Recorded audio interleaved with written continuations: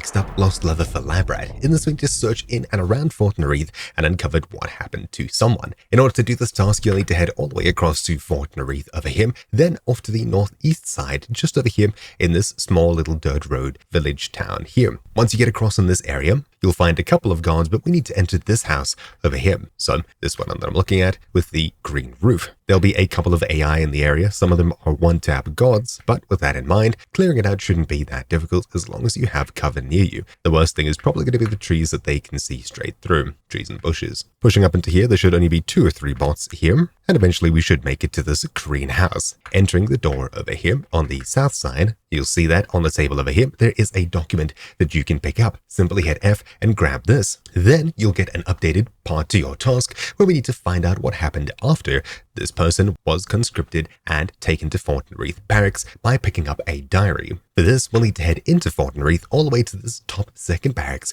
over here. So it's quite a travel, and of course there's tons of bots in this area. The closest point of entry would probably be here, but you may want to enter at the very top just to avoid a little bit more fighting. You'll need to come all the way across to the northern barracks all the way over here in Fort Narith, so 132, 141, and in here you'll be able to find out what happened to the person after they were taken to the Fort Narith barracks by picking up their diary. Inside of this building, you'll see on the northern side over here, so this side here in C105, the first door on your left over here, in here on the back table over here, you'll find the soldier's diary sitting right about here. Once you pick this up, you'll have completed this mission pretty much entirely. The last thing you need to do is get back to spawn, hand it in, and you're done. So hopefully you found this video useful. Thank you all for watching. My name's been Troubleshoot, and I'll see you all next time. Ciao.